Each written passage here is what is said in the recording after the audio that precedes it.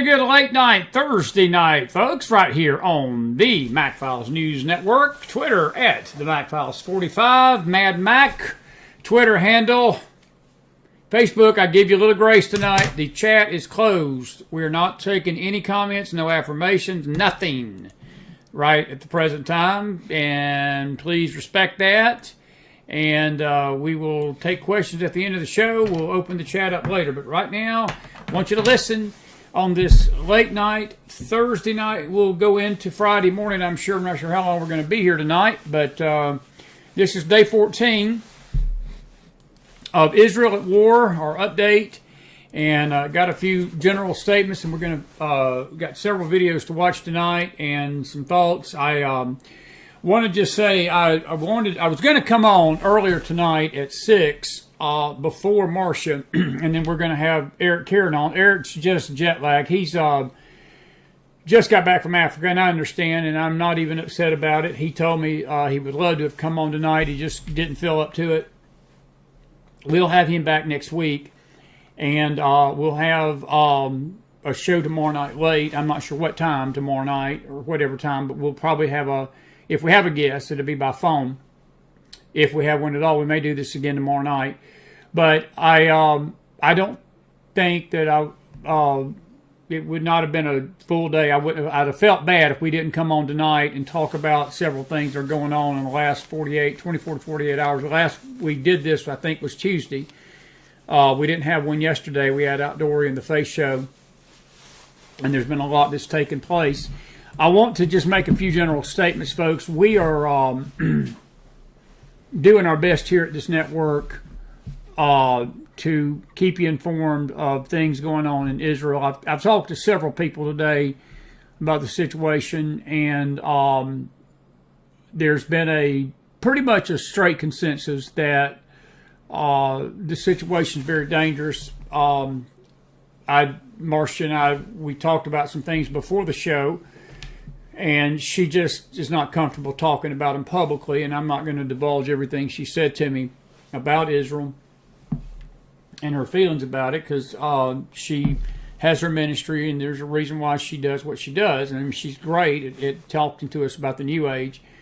But one of the things we did say to each other, and we mentioned to each other, was how abhorrently appalled we've been together at the Christian anti-Semitism that has come forth. I want to make it clear on this network, we are not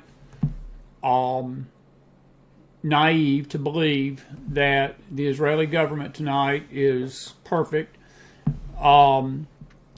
We're not naive to believe the American government is perfect. We're going to show you in detail tonight this duplicity of speech, Joe Biden's speech. One of the reasons I'm sort of glad we came on late tonight, he had a press conference, or whatever you call it, an Oval Office exchange. I couldn't listen to it. Thank God I was on the show while he was talking. I was doing my own talking. But he basically tonight showed me the very thing I saw with him in Israel. He's talking out of both sides of his mouth. We talked to Michael Jaffe about this Monday night. Michael Jaffe, I sent Mike a text, and I said, "What'd you think?" And he said, "Well," he said, what he's saying with his mouth is not, his rhetoric is not being backed up with his actions." And he basically said the same thing I felt all along, that it's a lot of this is show. A lot of this is say one thing to the camera, go home to D.C., take a victory lap politically. His big thing tonight was he was the first American president to visit a war whenever war broke out in Israel. He was, and that was the biggest joke in the world. And he's doing nothing to help Israel win the war. He's just over there. If that's what he took away from his trip to Israel was for a photo op, that makes it more insulting than even the things he said tonight, trying to tie Ukraine in with Israel. I want to make it abundantly clear my position on this, folks, and hear this, because there's a lot of people that are taking our words and twisting them out there and saying a lot of stuff that we're saying that we're not saying. But let me draw this in crown for you. The Ukraine war is a fraudulent war. I'm not going to go as far as to say it's not real. But I'm going to go as far as to say there's a lot of things about it that make me question whether it is real. There's a lot of things about that Ukrainian war and Russia as being painted as the bad boogeyman, and I'm not saying Russia's good guys. They're basically taking a knife and stabbing Israel in the back, China tonight, and I wouldn't trust Vladimir Putin past these lights. I just wouldn't. But I also know that there are people that I do know that live in Russia, and they have told me that, at least on the surface, that they are more free to exercise their Christian faith in Russia than they feel like they are here in America. And because of Vladimir Putin, of all people. Vladimir Putin is a former KGB man, and he too has got a duplicit side to him. He's one thing in the camera, he's another thing behind the scenes, and there's no reason to trust him, but I don't think there's also any reason to make him out as the world's boogeyman, because he's not the only evil leader and the evil person over nations, and that's what this administration has done. It's ironic that when they accused President Trump falsely of colluding with Russia in the 2016 election, and that's all you heard. That is all you heard is Russia, Russia, Russia, Russia, Russia, disinformation. You had Leon Panetta on Brett Baer's program 2 days ago, literally taking a victory lap and condoning all the CIA officials' denial of the Hunter laptop Russian disinformation thing. They claimed that it was nothing but Russian disinformation, and they didn't believe that it was actually, there was nothing on it that was bad. Well, and after even the New York Times, for goodness sake, come out and told the world that it was exactly what everybody was saying, it was on that laptop. Well, Panetta is still denying that there was anything bad on it, and don't even blush doing it, blaming it on Russia. Russia's the big evil boogeyman. And now, ironies of ironies, the Democrat Party, that is the most anti-Semitic political party in the history of this country, folks, if you look at their past, and I could take you all the way back to World War II, these are the nights I wish I had my buddy Wayne Jett. I wished he was doing better, because Wayne would be a good source for this. Look, the Democrats Party's anti-Semitic roots go all the way back to World War II. What has been mind-blowing to me is how that, with the elections looming, the Democrats are reaching out, it seems like, to act like, at least on the surface, they're sympathetic to Israel. There's been a house cleaning in the State Department. There's a mutiny going on tonight. Several high-ranking officials are threatening to quit. They've removed some people that had Palestinian ties, Hamas ties, terrorist ties, that were basically running Israel policy of all things. We posted those stories in the Mac Files War Room at themacfiles.org. And it's just blowing my mind how Joe Biden tonight sounded like he was Israel's best friend, and he had always had their back. And I think it was Senator Kennedy tonight from Louisiana.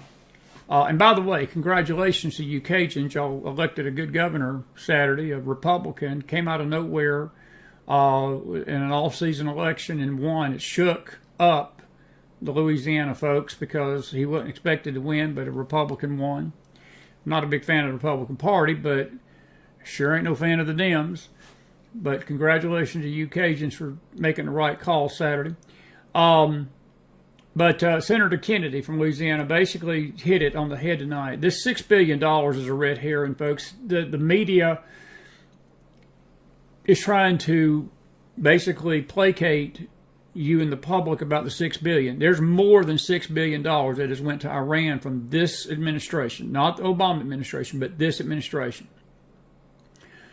And that money, regardless of what Joe Biden says with his lips, and regardless of what he says, folks, that money has wound up in the hands of people that probably have used it for terrorism. I'm not saying I can prove it 100%, but I would say that I would put money on the table. I would risk it if at least the truth came out. If I could get to the truth, I'd risk the money on this bet that they've used it in this war against Israel. That money has been used by Iran to finance Hamas's proxy war and Hezbollah's proxy war against the nation of Israel. Make no mistake about it tonight. Let me state it again. Israel is at war. For the 14th day, they are fighting Hamas. It is very possible before even this program's over with tonight that they will have started a ground invasion that will take place in Gaza. And as it should be, they need to eradicate every Hamas terrorist. I think the best thing I heard come out of Bibi Netanyahu's mouth was, I think it was Monday or Sunday one, and he basically said that if I find a Hamas, if I find a member of a Hamas terrorist group, they're as good as dead. They're going to die. He basically said it. He said, I'm going to kill them all. And I know that's brutal, and I know people don't want to hear that, folks. This is a war. War is never going to be not brutal. There's never any aspect about war that's not brutal. There's never any aspect of war that civilians don't get killed. There's no aspect of war that's good. None whatsoever. People die in war. That's why God hates it. God don't want wars. God wants peace on this earth. He created this earth for peace, but the devil and man has turned this world into a warmongering hellhole. And Israel is facing an enemy tonight that, unless it's eradicated fully, and it's not going to be easy, because this ground campaign, folks, Israel's got probably a more stronger military. Their military is definitely one of the best in the world. But when you're dealing with these guerrilla elements, and we found this out in Iraq with America, America was far more superior militarily than Iraq ever was, but we got over there, got bogged down, and when the Iraqis started basically picking our boys off with guerrilla warfare, we had to do that surge in 2006, and the left was screaming mad over it, and Bush basically saved what was left of our respect in Iraq by that surge, because when we did the surge, we chased the terrorists out of Iraq. Israel's going to have to do an all hands on deck. This is not going to be easy. And then while they're dealing with Hamas, there is another front tonight in the northern part with the Hezbollah group that is, again, threatening war with them as well. And that's not even counting, folks. That's not even dealing with the anti-Israel protest around the world. And the source of that was a fraudulent story that was planted by Hamas when a missile came from Gaza City that went awry, went into a hospital. The death toll was first reported to be nearly 500. Well, that's been basically debunked tonight. That death toll ain't even but 50. Another thing that was debunked is it hit the hospital. The truth is tonight we found out that it hit the parking lot. It never even touched the hospital. There were casualties, without a doubt. There were about 40, I think 40 or 50 that died, not 500. But we're going to get to this part, because this is really the show tonight about the misinformation and the anti-Semitic stuff that's going on, but this misinformation especially about this war. And there's that too in all wars. All wars have misinformation. There was so much of it in Vietnam that the misinformation about the Vietnam War turned the country, turned it sour on the veterans that went over there, and to this day, to our eternal shame, people that say they have been a Vietnam vet are not treated the best in this country because of lies that have basically still registered in the heart of people nearly 50 years later from that conflict. That's part of war too. And it is on great display in this country because we've got such a corrupt media, but there's a corrupt media worldwide. It's in every nation. There's a corrupt media in Israel. And there's a left in Israel. And I guess that's where I'm going with this tonight. Folks, I'm not naive to believe that there's not a left wing in Israel, just like there's a left wing in America. If you were with us in our Bible study this morning, we talked about this a little bit. God does not trump these corrupt governments. He does not even, it doesn't faze him, because he's fully aware of how these corrupt governments operate, because he knows man's hearts. And you've got corrupt people in government, and that too is part of life. That's just part of where we're at. And when you deal with corrupt governments, folks, and it doesn't mean that there's not good people in government. There are some good people that are in government, but for the most part, all the governments of the world, especially this one in this country and others, they are corrupt to the core. And these wars that take place tend to bring that out. Another element of war that we're watching is the question about the intelligence of what happened and why they didn't pick up something was coming. And we don't know that they didn't pick it up. They just didn't report that they picked it up. We don't know who knew what, and we won't probably for a long time, and we may never get to the bottom of it, no more than we've got to the bottom of 9/11, and that is what has led to some of the craziest conspiracy theories in the history of mankind concerning 9/11 and concerning what happened. And I'm sure this conflict in Israel is not going to be any different. It's part of war. It's part of war, folks. This is what happens when we go to war. And it's just things that you shouldn't be that shocked about when they happen. Now, going back to the misinformation about the hospital, because of that, you had congresspeople, congresswomen retweeting this all over the internet, and it erupted into violence in embassies all over the world: Bahrain, Iraq, Jordan, London. It caused riots in New York City. It caused riots in some other cities of the nation. Even Texas A&M, these college campuses. You had a college in California, a high school in California, literally marching down the halls this morning, basically free Palestine from the river to the sea. These kids don't even know. Most of those kids that were saying that couldn't even tell you where Palestine was on a map. But because of the hatred and the stirring up of this idea that Israel is the great Satan and the great evil source of all things on the earth, that's what happens, and that's what has happened tonight. And then you throw in another element to this that makes this war so bad, and what has just been the most appalling thing is the absolute spiritual ignorance and the spiritual apathy and the satanic statements made by people that, again, they profess at least that they're Christian. They profess they are believers, and I don't even know how they can say that with a straight face and then turn right around and say some of the most vile things about the nation of Israel. And we're going to actually do a message on a Sunday morning meeting time program. It won't be this week. It may be the week after, sometime in November. But we're going to deal entire message. We're going to deal with anti-Semitism in the church and the history of it. It's nothing new. It goes back into history. And these things, folks, have got to be dealt with. And if they're not dealt with, this thing is going to spill over. It's already spilling over tonight. Look, the State Department tonight late, we got a meme. We're going to show a lot of memes, a lot of things tonight. I'm not going to be able to get to every single thing. We'll be back on tomorrow night, but we don't get cleared up tonight. But they've issued a worldwide alert. They never do that. That's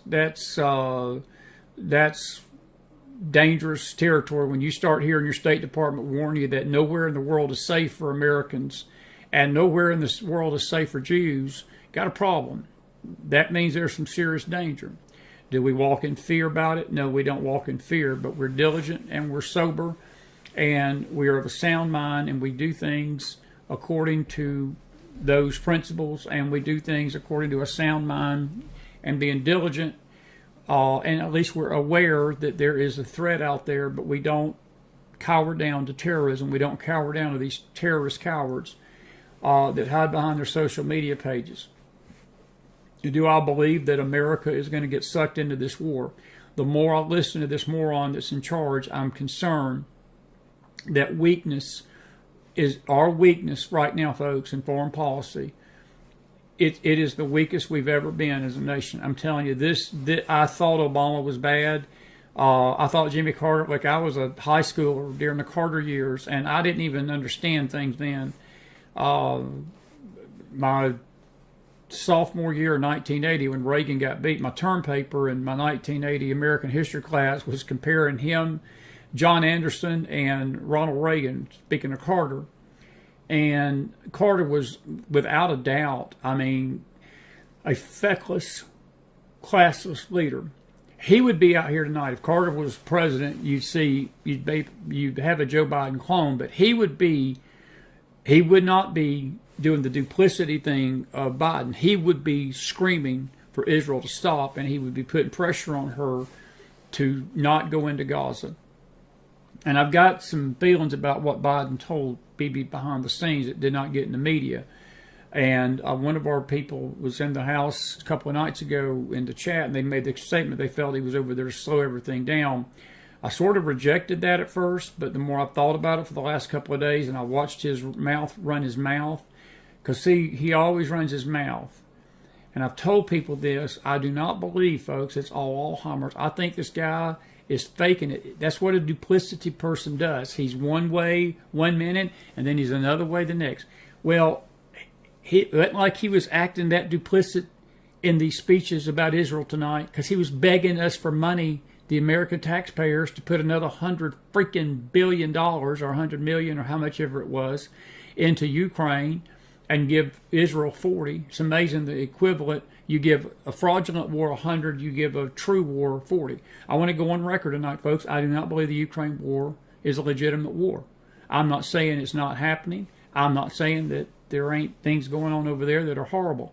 Have you noticed that there are no pictures coming out of the Ukraine like we have in Israel? Folks, if you go on any Twitter feed, if you go to any news network, if you go to any network, if you go to any news outlet tonight, there are tons, dozens a day, hundreds of pictures of victims, stories of victims coming out of Israel, stories of this, stories of that, rocket fire. You can't even get one image of the Russians firing on the Ukrainians and the Ukrainians firing on the Russians. You can't even get an image of that. The only thing you got to take is a queer two-bit dictator in the Ukraine called Zelensky that basically is a raging homosexual. At least he acts like one. But he does have roots. And yet we're supposed to believe that this pint-sized dictator is fighting for the democracies of the free world. He's not. He's extorting Joe and Hunter Biden for their corruption with Burisma and other things. And I'm sure that every time Joe writes him a check out of our checkbook, not Joe's checkbook, but the American people's checkbook, I'm sure that Zelensky's laughing his little queer self off. I know that's a little rough, but this is a late night Mac Files. If you can't stand the heat, get out of the kitchen. Because I'm going to get out of the kitchen mood tonight. I'm just not screaming like people accuse me of doing and being an angry white man. But I'm going to be very calm about this tonight. But I'm going to tell you right now, folks, I do not believe that this war is legitimate. I just don't. The Israeli war is different. The Israeli war is different. And to try to bring the two into reconciliation, you just can't do it. And I posted this a week or two ago. I said, do not confuse a fraudulent war in Ukraine with a true conflict for Israel's existence in the Gaza Strip. You cannot confuse the two. Many people are, including your president. Well, not your president or my president, but the one that's acting like he's president. But anyway, that's where we're at tonight. And the other thing I want to say to the Christian church, and I want to say this to the people that say that they're Christians, you might want to check your Christianity at the door if all you do is trash Israel. Some of these people are just plain cowards. They're not man or woman enough to say it outwardly, so what they'll do is they'll send a meme out or send some kind of disinformation out to somebody and have them be their mouthpiece, or somebody will say something and then they'll share it, or they'll covertly repeat it, or covertly say this and like it, or this and that and the other, when they don't have the guts to say it, and they'll hide behind an alias or something like that. Let me tell you something, folks. I don't have no alias to hide behind. What I'm saying to you tonight is coming from Christopher W. McDonald. And I'm going to tell you, you anti-Semitic cowards are worse to me than the Nazis. You're worse than Joseph Goebbels of the 1939 Nazi war machine that basically was a propaganda artist, and that's all he did. He convinced the world the Jews were vermin. He convinced the world the Jews were evil. He convinced the world the Jews basically controlled all the banking. He convinced the world that the Jews, if they were eradicated, the whole world would go into peace. The whole world would be a better place. The whole world would be without this evil entity, the Zionist control. They use the word Zionist a lot, and I've seen that on Christian anti-Semitic chat rooms and posts. I've seen the Jews control the banking on an anti-Semitic post. I've seen them question the Star of David. I've seen them question, again, whether the Mossad created Israel or not. And I think if you've been with us on our Faith Network, I think one of the most anointed programs we ever had was last night. We talked about the land, but we also had an anointed program Sunday night on our Faith Network because we went to the history of Israel, and we, I think, without even lifting as much as a weight, I did it with both hands, as Rush Limbaugh used to say, the late Rush Limbaugh. I did it with both hands tied behind my back with a blindfold on, folks. I think we showed you that pretty much Israel was not created by the Mossad. Israel was created by God, and they were formed by God. It was basically the day that he basically called Jacob's name Israel. He changed his name to Israel, and those 70 souls went into Egypt as a people, and they came out a nation, and they've been a nation ever since. The Mossad was not in Egypt at the time, so common sense would tell you that the Mossad did not create Israel. Israel was not created in 1948. Israel was reborn in 1948. She had been scattered over the earth for 2,000 years because of her rebellion and sin against God. She is still in blindness tonight because of her unbelief, and she will remain in blindness, and she will be facing a very terrible time ahead. There's not going to be an easy day ahead. I cannot tell you with a crystal ball if what is going on tonight is the fulfillment of anything. But let me say this, because there's a lot of would-be theologians out there, and I saw the head of the rat terror put something out about, well, is this Ezekiel 38? Like he's some theologian. And he's not. He's not. He's not. He can't even figure out whether this is an Illuminati symbol or not on his books. And so he's not a theologian. Let me tell you this, folks. Nothing in those prophetic pages of the Old Covenant will come to pass until the rapture of the church. Now, once the rapture of the church takes place and the church is removed and that peace treaty is signed of Daniel 9 between the man of sin and Israel. Because the world, if you think about it right now, folks, this whole scenario that's going on right now, it is ripe for somebody. The world is begging for somebody to step in and stop all of this bloodshed. These cries for peace, folks, peace, peace. When they cry peace, peace, peace, peace. Joe Biden was out there tonight, and he cannot ever understand the moral equivalency of trying to say stupid things. I mean, I'm going to show you a few quotes that he said. It was unreal. One of the things he said today on that plane, he said that Hamas needed to learn how to shoot better, or should learn how to aim better, blaming them, of course, for the rocket attack. But instead of condemning it, he basically says you just need to learn how to aim better. What in the blanking, what does that mean? Nothing can happen until that peace treaty and that covenant is signed between the man of sin and Israel. And all of these would-be theologians and all of these clowns who think they know everything and they don't, and they throw these scriptures in Ezekiel 37, 38, 39, and we're in Ezekiel 35 right now. We're living Ezekiel 35, to be honest with you, the ancient hatred. We're living that. Even Ezekiel 36, folks, what we studied last night, is not going to take place in full until the millennial kingdom. Israel's not getting that land grant until Jesus comes back. Because I can guarantee you the Arab world is not going to lay down in Iraq, is not going to lay down in Jordan, is not going to lay down in Syria, is not going to lay down in Lebanon and say, hey, we recognize the God of Abraham, Isaac, and Jacob, and here's your land that God gave you from the Euphrates to the Nile River, so here it is. It ain't going to happen. They're trying to take Israel's land that she's got already.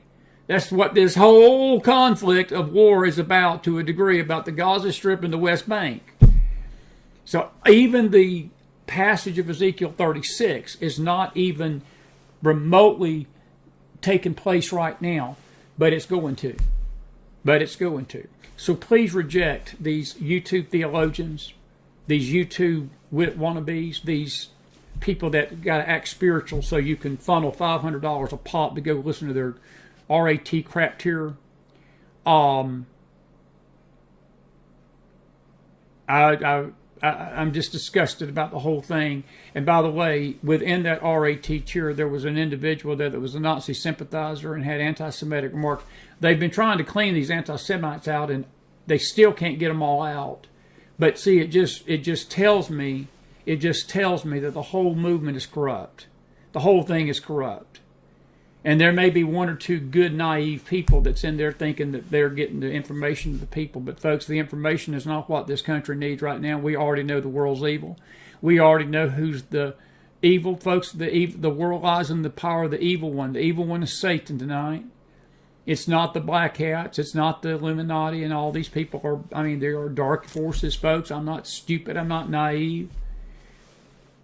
But this bunch has turned the evil one into Israel. They've made it out that the Israel government is the one that's evil, and the Zionists are evil.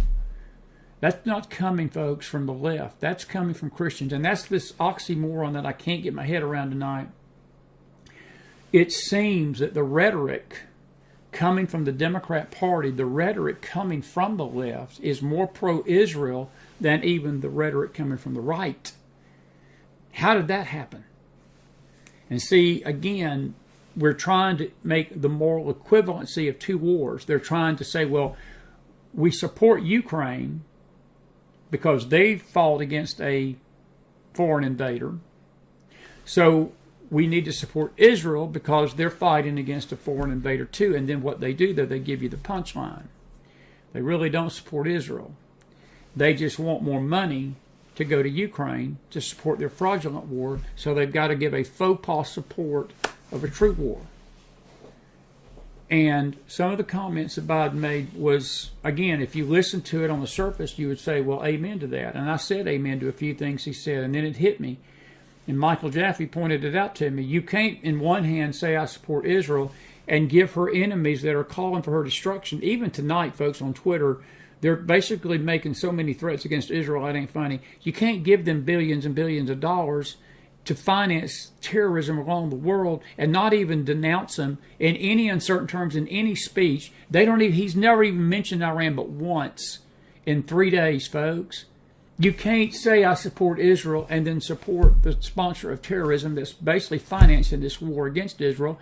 Don't make any sense, does it? It's duplicity talk.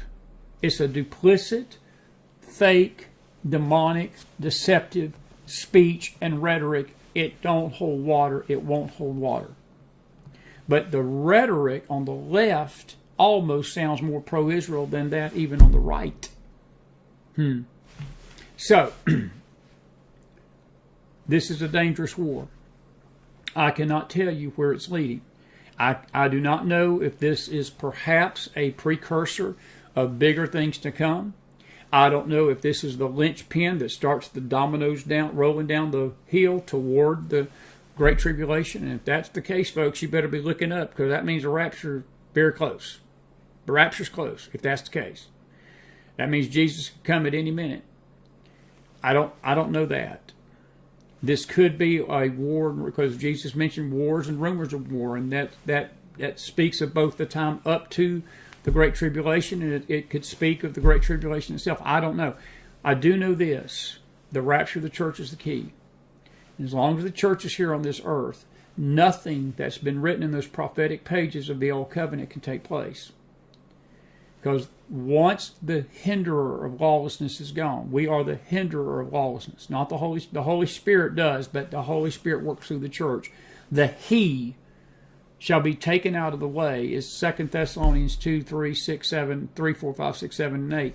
The He of 2 Thessalonians, the church. It's not the Holy Spirit. And until we are taken out, nothing can take place. So, these would-be theologians that are out there trying to make you think it's Psalms 83, or it's Isaiah 17 about Damascus, or it's Ezekiel 38 and 39. Folks, if you read Ezekiel 38 and 39, that speaks of the Battle of Armageddon. And if anybody with just a casual reading of the Bible would read that in context, if you look at the very next chapter in Ezekiel 40, it starts talking about the millennial kingdom. It speaks of the situation that will take place after the Battle of Armageddon when Christ comes back and delivers Israel from that terrible clutch of the Antichrist, folks. Ezekiel gives you the outline right there in his book. I personally believe we are living tonight in Ezekiel 35 with the ancient hatred, because when we go back to that in a few Wednesday nights, you're going to see the Arab world screaming for the land. They're going to scream that we want the possession of both. And it's speaking of the land of Israel and the land of the Palestinians, which is basically the West Bank and Gaza Strip. Now, if I haven't confused you already, that's just my 2 cents on this Thursday night. And let's see, what time is it? Oh, we're in good shape. Can I see that? It says 11:15. So we're actually in good shape. I got a lot to show you tonight, and I may just keep it right here to show you. And then we're going to take some questions here shortly, at least some comments. Here is Mr. Joe Biden tonight, and I'm going to read you some of these Twitter handles. Some of this is really good. This is from Kyle Becker. He says, "Here in America, let us not forget who we are. We reject all forms of hate." This is him tonight, Biden tonight, whether against Muslim, Jews, or anyone else. It's amazing that he mentions Muslims. Against Muslims, we reject hate against Muslims. I didn't see Israel hating on Muslims on October the 7th, Mr. Biden. I saw nothing but Muslims destroying and killing Israelis and Jews. They always try to make this a moral equivalency. Folks, there is no moral equivalency of the two. Hamas is a terrorist, barbaric organization that's beheading children. Now, of course, you've got some Christian anti-Semites that are out there posting in their Telegram rooms that they believe that's all fake. That's coming from Christians. That's coming from the Q movement tonight. And I wouldn't doubt it. I wasn't there. So take this as just an opinion. I wasn't there, so I don't know. I would put money on it, though, to believe that at that rapture over the weekend in Mar-a-Lago, and by the way, folks, you can think what you want to of President Trump. It ain't helping him to be associated with that mess. He thinks it is, but it ain't. He thinks it is, but it ain't. But anyway, that's another issue. But I would not have doubted that it was probably some anti-Semitic stuff said in that movement. And that in those 3 days, there were probably some things said that probably would have made your hair curl. Whenever you see this about we're against hate against Muslims, Jews, or anyone, well, folks, I don't know too many Christians that are doing anything against Muslims. We don't believe in Islam. You know, our faith don't teach submission and cut your head off if you don't submit. If you don't submit to God and you don't submit to Christ, look, we pray for your soul. We love you. You got to stand before God for that. You got to stand before the Lord Jesus Christ. But we don't go out cutting your head off, and we don't go out burning your babies and burning your cities and burning your families and raping your women and all that. We don't do stuff like that if you don't submit to our religion. We just love you and pray for you. Islam don't do that. So this bullshit statement about we're against hate against Muslims. There is no hate against Muslims. True Christians don't hate anyway. There's a lot of hate against Jews, folks. If you don't believe me, look at your Twitter handles tonight. Look at your social media pages. Look at Facebook. Talk to your buddies. Some of you have told me some of the things some of your friends have said to you that you've been shocked and appalled about. You shouldn't be shocked and appalled about it, folks. It's a sign of the last days. Sign of the times. But this is the kicker, and I appreciate what Kyle wrote, because this was what made me post this tweet, because this is something else that is not really being talked about, except that this administration does not reject hate against Trump supporters, conservatives, and Republicans. And I would say that he missed the most important group, folks, and that's Christians. Let me tell you this. Trump supporters, conservatives, and Republicans do not necessarily mean they're Christian. I want to say that again. Trump supporters, conservatives, and Republicans, while I'm a registered independent, I'm a conservative, I am a Trump supporter, but I'm also a believer in Jesus. One of the reasons we can't get big name people on this network is that they won't come out and tell me, but they'll go behind my back. And I've had a few of them say we can't be on his network because he's too radical with his faith. He's too radical with his belief in Jesus. He's too radical. That faith stuff. We believe in the country, we believe in Trump, but we don't believe in Jesus. Well, let me tell you something. You can be a Trump supporter and a conservative and a Republican and not be a believer in Jesus, and we probably won't get along. Now, we're conservative together. We'll be a Trump supporter together, but my faith is number one. My faith will always be number one. I will never deny my faith in Christ on this network. I don't care if I ain't got nobody. I'll just do this myself for the rest of my natural born life and run my mouth if I have to. And if that's a prerequisite for you coming on this network, then God bless your heart. But we ain't going to deny our faith. But those three groups of people, while he's right about that, he left out the one group that they are really hating on, and that is Christians. And that is people of faith. And that is, to me, more concerning than even the hatred that he claims that people have against Muslim and Jews. And there is a lot of hate against Jews, folks. I don't see a lot of hatred of Christians against Muslims, folks. People that love the Lord don't go out and bomb their mosque. But they that hate us bomb synagogues and bomb churches. I've got a beautiful menorah out in my front yard tonight. I'd show it to you, but I'd be afraid to show the location of this place because we got people out there who don't like us too much.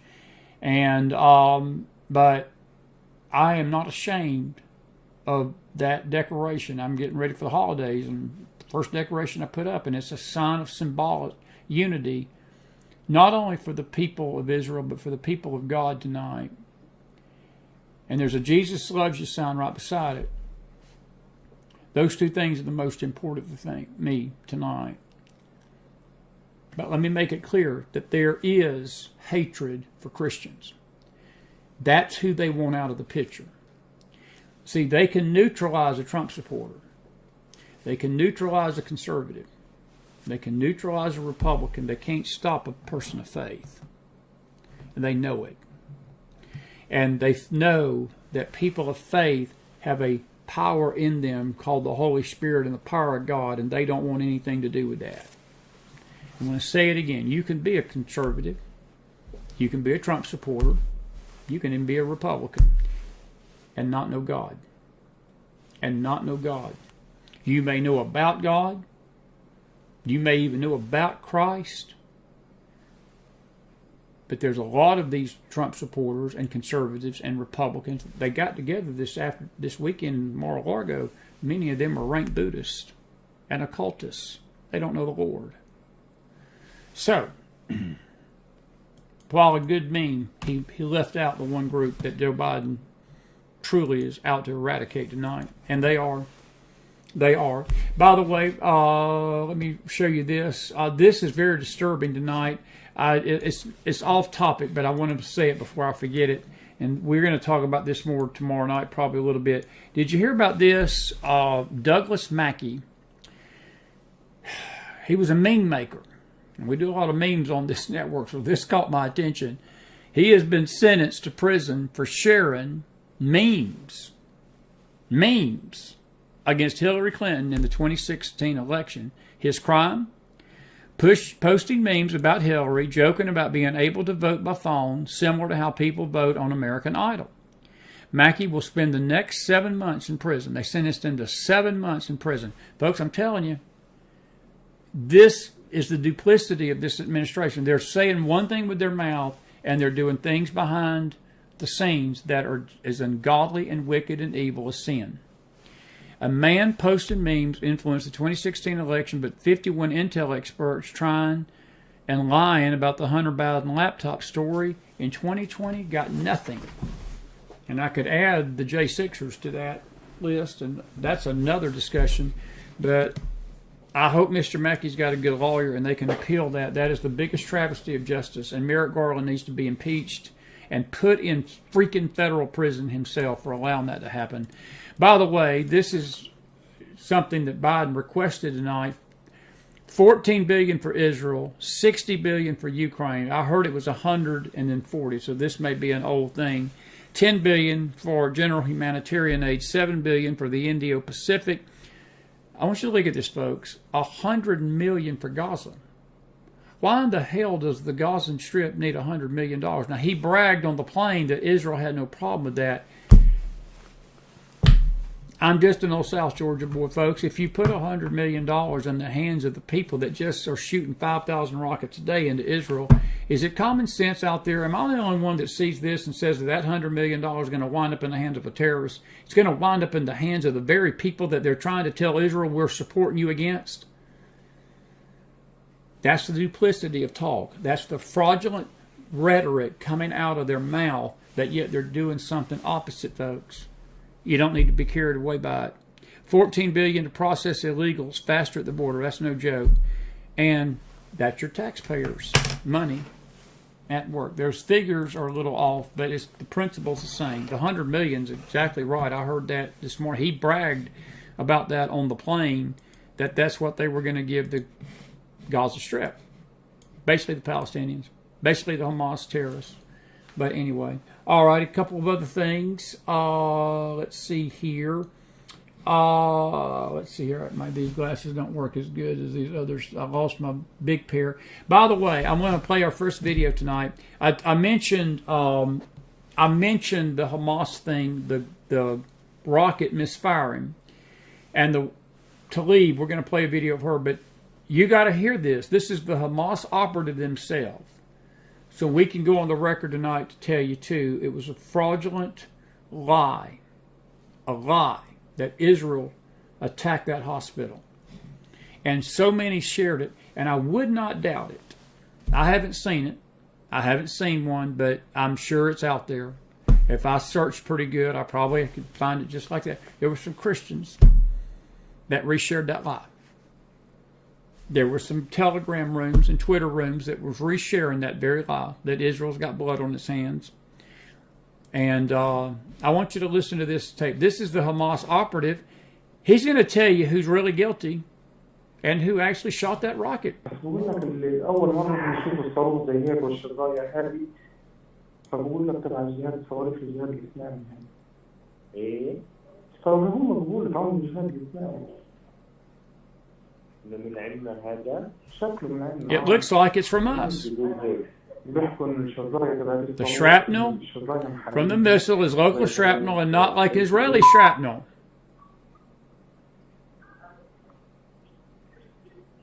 سبحان الله من عندنا ما لقاش غالين بجرسين. نعم. هذول متلاقين من المقبرة الورا دي ثلاث محط فيه. ايش بتلاقيهم طالعين من المقبرة الورا المستشفى المعمداني دي باللي هو فترة مدلعين. هو في مقبرة ورا؟ المعمداني ولا قاعد الساحة بالضبط. هي وين لما تدخل على الساحة؟ أول ما تدخل على الساحة تدخلش على البلد عندك اليمين في مستشفى المعمداني. All right. What they basically did there, and I'm going to take that off. I've heard enough. That's Hamas, folks. Those are two Hamas operatives. That's all I needed to know. But that is not what the news medias of the world reported. It's not what CNN reported. It's not what the New York Times reported.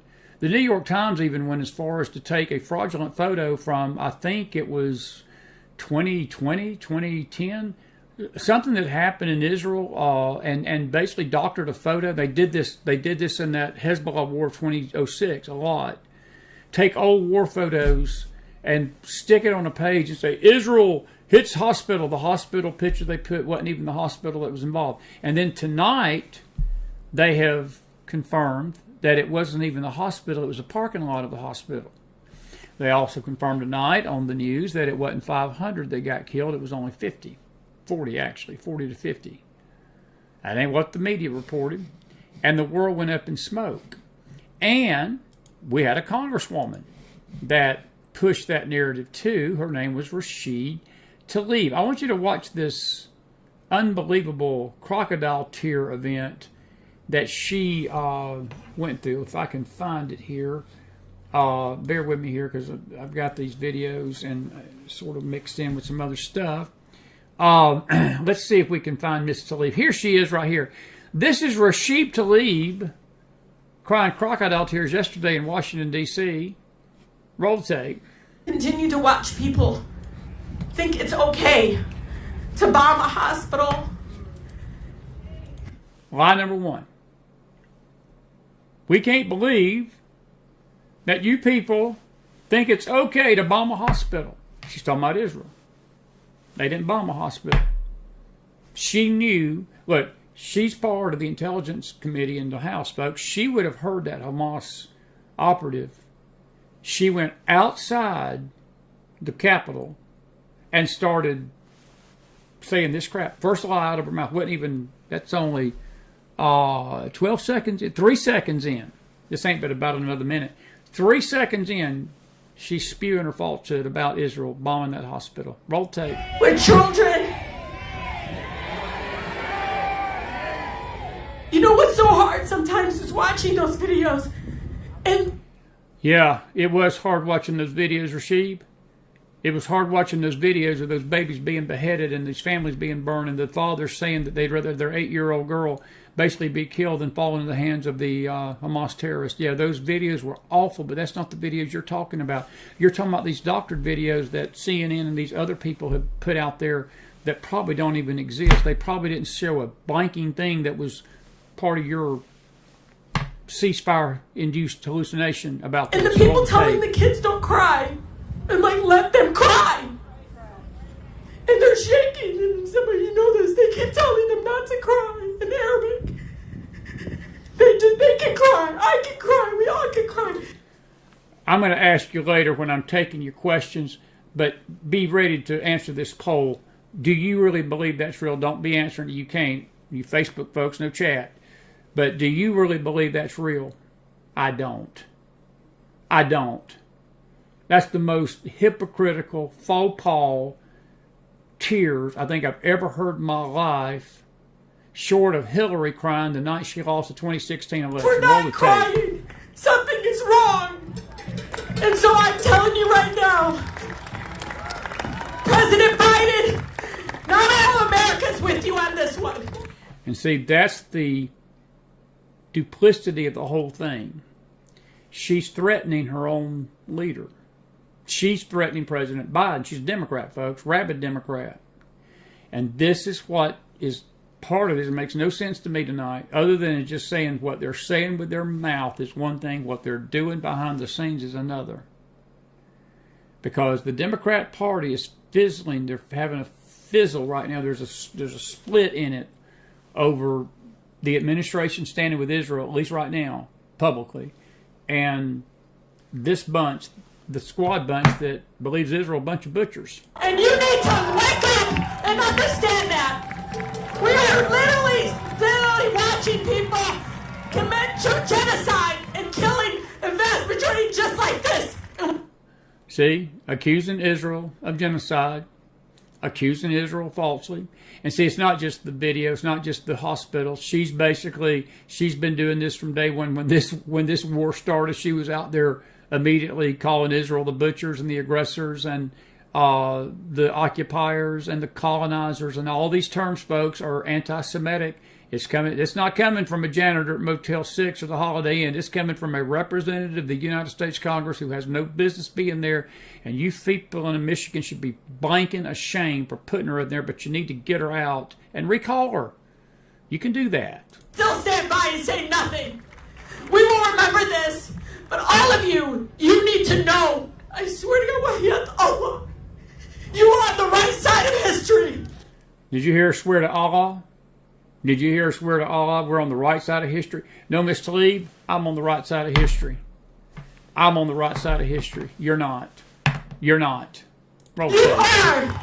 You're doing everything possible to save lives. What? That's the biggest joke in the world. She's applauding Hamas. She's applauding a terrorist organization that was not going after military targets. They were going after civilians. They didn't care about saving lives. Not one mention in that 1 minute and 19-second speech have I heard one condemnation of Hamas butchery of Israel. Not one. And you won't. What's wrong with that? Stop it. We're trying to politicize. Oh my God. Stop trying to politicize it. Rashid.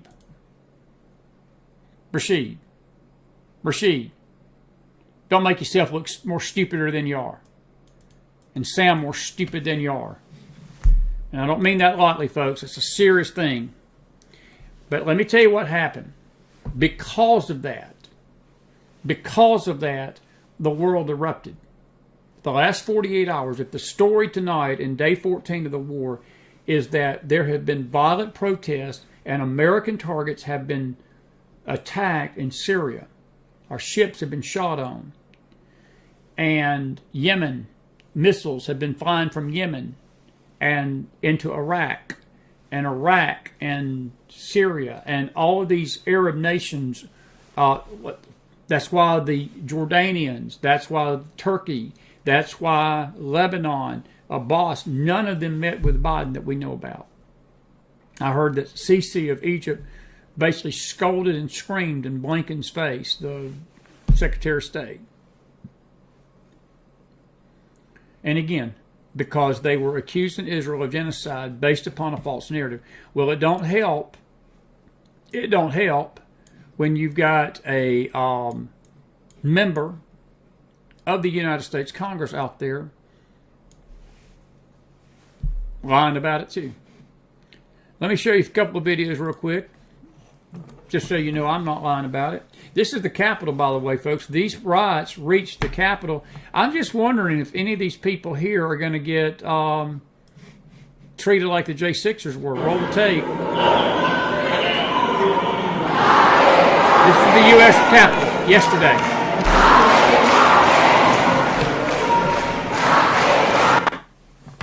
Here's another video. That one's a little short-lived. Let me play you another one. This is, where's that other one at? This is another one right here. That turned violent inside the Capitol.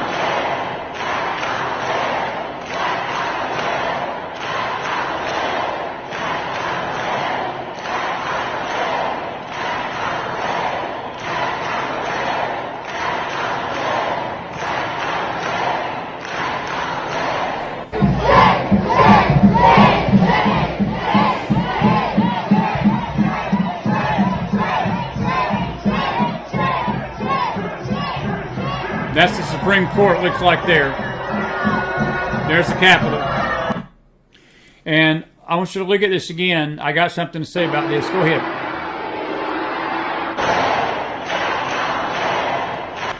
They went in there unauthorized in that rotunda and started doing that. And folks, there were only a few knuckleheads on J6 that actually, they busted some windows, which they shouldn't have done. But they were arresting people in J6 for being outside the Capitol. Many of them got arrested just for being on the Capitol steps. These people were inside. I've not seen any reports tonight that the FBI or the Washington, D.C. Police Department or any of the federal government. Where in the hell is Merrick Garland on this? Where's all the indictments and throwing these people in jail? That's an insurrection, folks. That's a real insurrection, what you just witnessed. Huh. But we support Israel. We support Israel, baby. We support Israel. Here is something else I wanted to show you. Where is that video that I had? Just bear with me. We got a lot of this tonight. Let's see. Let's see here.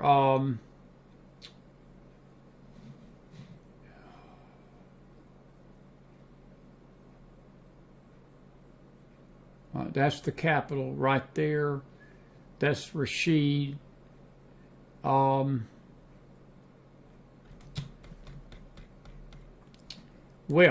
I tell you what, we'll have some of this by tomorrow night. Here is, I sure thought we downloaded a lot of this stuff. I don't know where it went to.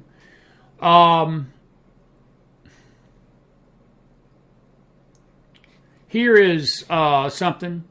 This is from Mr. N. Wokeness. Today we just witnessed the worst attack on our democracy in history. Far-left extremists stormed Capitol Hill. Rashid Talib inside the crowd outside the Capitol, a sitting member of Congress. Never forget the 1018 insurrection. We need to see 22-year sentences for the insurrections and federal indictments against the people who incited it. Good luck, in Wokeness. It ain't going to happen. It won't happen. It won't happen. It won't happen. This is, let's see here. I sure thought we had, oh,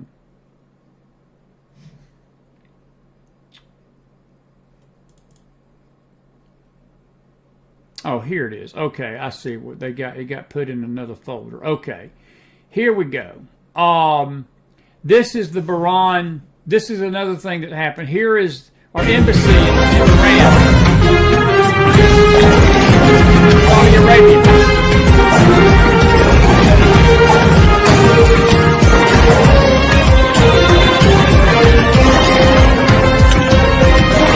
That's tonight.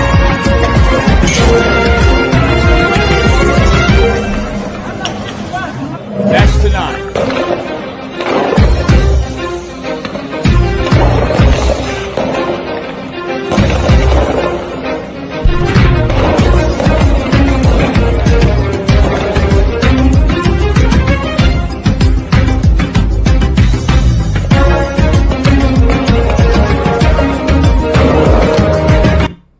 I don't know who decided to put a Latin beat to that. It's not nothing funny. But anyway, that's what happened here. A couple of tweets about that. We're going to get to the rhinos in Congress at some point. Let's see here.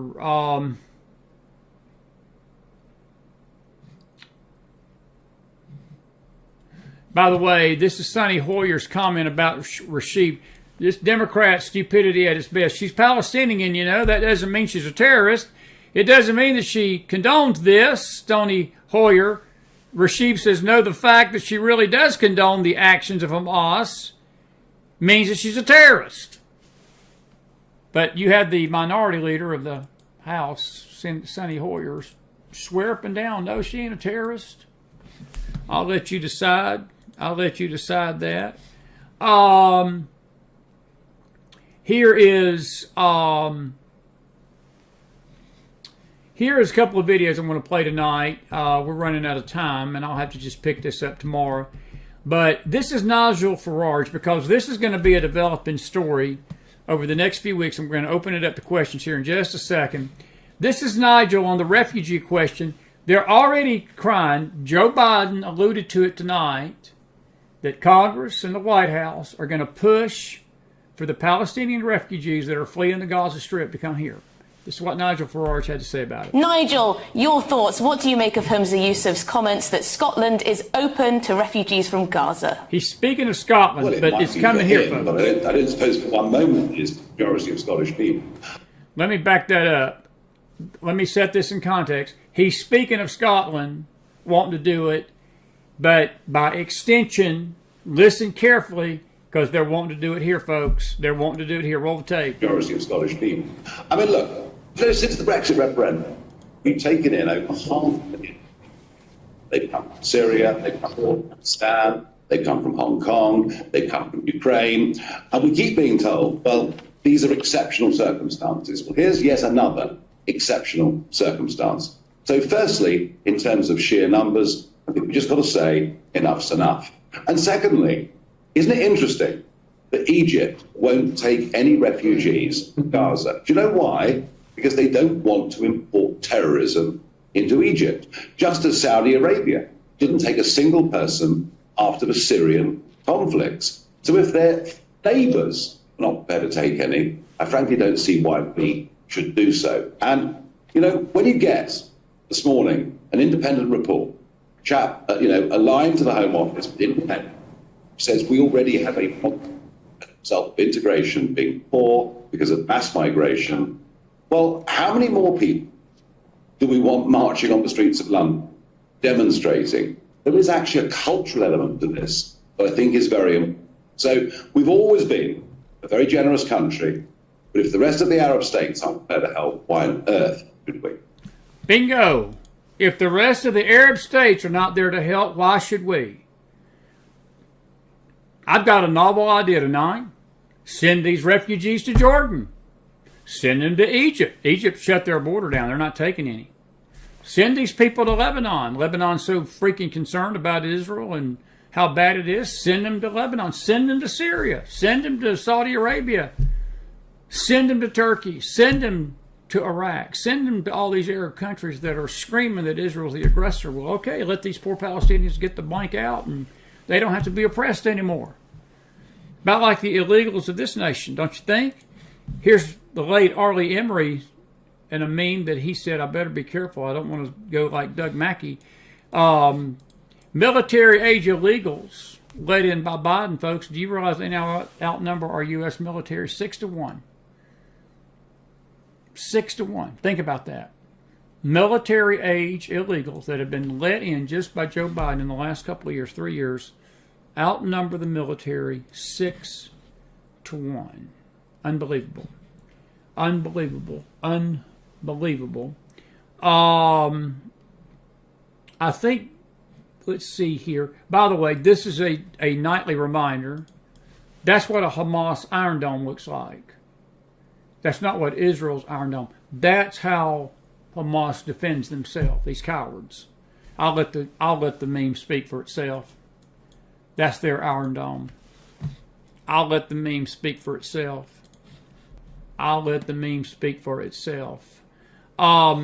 This is a summary. Somebody posted this tonight. Biden spent more time in his speech tonight talking about giving more money to Ukraine than he did about Israel, and spent more time equating anti-Semitism to Islamophobia, as if Kill More Jews rallies haven't been occurring in cities and college campuses all over America. He's more worried about the blowback against the Muslims than he is the gas the Jew things at the colleges. And we got some more of that we'll show you tomorrow night. There's been a lot of it, folks. There's been a lot of it. By the way, this is a great video. I'm trying to find that video. I'm going to play a couple of IDF videos. This is a good one about, and we're going to take your questions after this. Here's Welcome from the to IDF. The misinformation war. When a hospital in Gaza was hit last night, Hamas immediately declared that Israel was responsible, and their lies spread like wildfire. But a phone call between Hamas operatives reveals that they knew the truth. أول مرة بنشوف الصاروخ زي هيك والشظايا هذه فبقول لك تبع جهاد الصواريخ الجهاد الإسلامي بيحكوا إن الشظايا تبعت الصاروخ إن الشظايا محلية مش زي شظايا الصاروخ. We all know fake news threatens the fabric of Western society, but this is how it benefits Hamas. International outrage at Israel emboldens Hamas to continue attacking Israelis. Gazan outrage at Israel protects Hamas from backlash from the people they are responsible for. Hamas is incentivized to lie to the world, but not to care who gets hurt, Israelis or Gazans. Hamas is intent on destroying Israel, and the media is one of their weapons. Don't fall for it. Don't fall for it. Many are. By the way, folks, this is on a high school campus in California today, not a college campus, because of that misinformation that IDF is warning you not to fall for, and many Christians are, many people are in this country, sadly. This is California, high school.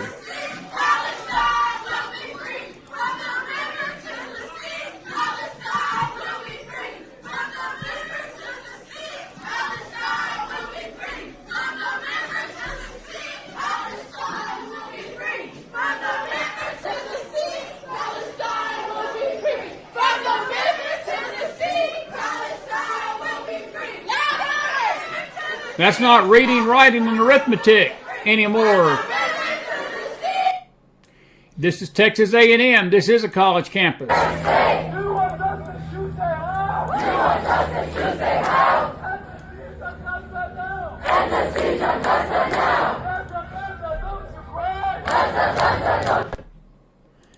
Texas A&M. Now, I want to play this video. And before I forget it, I want to thank Curtis. I'd seen this already, but Curtis, thank you. That's as good as meme as I've seen all year. I'll just let that speak for itself. I love the memes. I'll let that speak for itself. I'll let that speak for itself. I'm going to play two videos.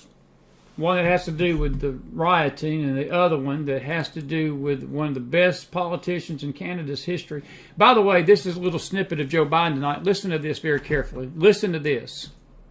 I know we have our divisions at home. We have to get past them. We can't let petty, partisan, angry politics get in the way of our responsibilities as a great nation. Have they not let petty, partisan politics for the last 3 years get in the way of this nation? And then he expects us that he's hated Christians to just say, all's forgiven, Joe. And you do whatever you want to do. That's duplicity. That is lying. That is not trusting a word that's coming out of his mouth. And then this is the mind-blowing thing. This is Joe Biden on the plane. I want you to listen. Listen to this. Watch this. How about the hospital, sir? People all over the region are upset about the hospital and don't necessarily believe you or the Israelis that they didn't have anything to do with it. Do you have a message to the people in the streets right now? Well, I can understand why in this circumstance they wouldn't believe. I can understand that. But I would not, you notice I don't say things like that unless I have faith in the source from which I've gotten it. Our Defense Department says it's highly unlikely that it was Israelis, but if a different footprint, and they've intercepted some anyway. So that's why, if you notice, I didn't say it first. I wanted to make sure that I knew. And look, and I'm not suggesting that Hamas deliberately did it either. It's that old thing, gotta learn how to shoot straight. Did you hear what he said, folks? Did you just hear what he said? I'm going to roll that back about 6 seconds. He said it about the 9-second mark. I'm not saying Hamas deliberately did that either. You got to learn how to shoot straight. He said that. Chris didn't doctor this, folks. All you Biden lovers out there, as I said, 1 out of 3 Biden voters are got to be the most stupidest people, just like the other two. But he said this himself. Roll tape. Again. And I'm not suggesting that Hamas deliberately did it either. It's that old thing, gotta learn how to shoot straight. Please let me shake my head at that. You got to learn how to shoot straight. That's his answer to the Hamas killings of 2 weeks ago, folks. And he's not going to say that they didn't deliberately do this. I'm telling you, folks, this duplicity, he goes over there for a photo op. He tells Israel, we've got your back. We're going to support you. We're going to support you. But he can't even say that Hamas did it deliberately. I wouldn't be buying into this. I wouldn't be buying into this. I guess the mind-blowing thing is that his whole party is breaking to pieces because half of the Democrats still hate Israel. Half of them are having to toe the line. And people that I don't think would ever criticize Rashid Talib for what she's doing is criticizing her tonight. Omar, the media of all people, CNN of all people, is saying it's bad for her to say it. It's a duplicity I've never seen before. It's misinformation. It's misinformation. All right. I don't have time for much more tonight until I get with you. We'll just have to pick some of this up tomorrow night. But I want to play 2 videos. The first one is actually a history lesson, and it is an absolute wonderful thing that, if I can find it here, about unhappy Muslims. And if you'll bear with me, I think, did I just pull that out? There it is right here. You got to watch this. It's about a minute and 51 seconds. But if you want to see the most truthful picture of the Middle East tonight, it's a great video. This is where we're at tonight, other than the evil in the world. But if you want to understand the Palestinian, Muslim, Arab, Israeli conflict, roll the tape. The Muslims are unhappy. They are unhappy in Gaza. They are unhappy in the Palestinian Authority. They are unhappy in Jordan. They are unhappy in Syria. They are unhappy in Egypt.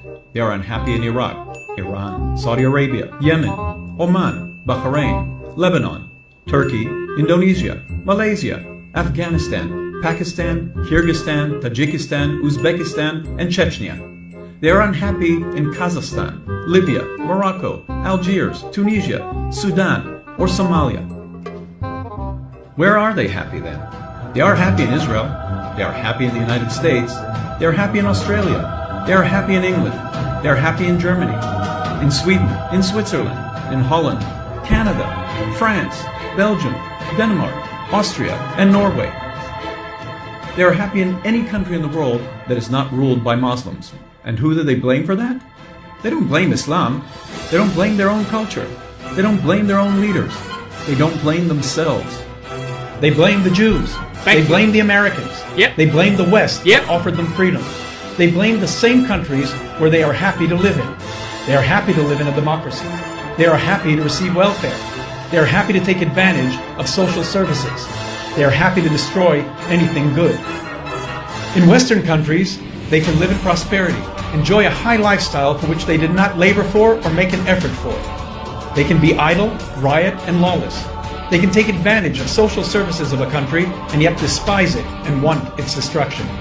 They flee from their countries of origin because it is bad for them there. They go to live in a place better than the one they left and then do everything to make the better place they came to as bad and as horrible as the place they fled from. And that is the Middle East in 2 minutes, folks. And that is why we find ourselves in the place that we're at tonight. Folks, do you realize that the reason when Nigel Farage was talking about Scotland accepting the refugees, do you know why the Arabs don't want these people? They don't want their own Palestinian people. They don't want them because they're afraid of that terrorism that you just saw. They're afraid of it. They don't want that terrorism in their nations. They know it. And that's why they beg America, and they beg Australia, and they beg the UK, and they beg Scotland, and they beg Joe Biden, and they beg all these nations. It's amazing. I hadn't heard China opening their doors. They got a lot of room. Russia's got a room. I hadn't heard any of them nations stepping forth and saying, bring them over here. Y'all send them to us. Nope, you're not. I'm going to tell you something. These Muslims go pull this SHI blank in Russia, they get their head cut off. They get hung. They get executed by the Chinese government. The Chinese government wouldn't put up with it. They wouldn't put up with it, folks. Just wouldn't put up with it. That's an excellent video, and I hope you caught what they're saying. That's the Middle East in 2 minutes. That is the best video about conditions in the Middle East, right there. 2 minutes. By the way, when they go to these democracies, this is what they do. There's an American flag under that one, too. They burn our flags. They were burning our flags tonight in New York City. And embassies across the world tonight. The American in Baghdad, in Iraq, where our treasure was shed 15 years ago, 16 years ago, in 1991 to free that nation from an evil despot dictator. They were burning the American flag and burning the Israeli flag.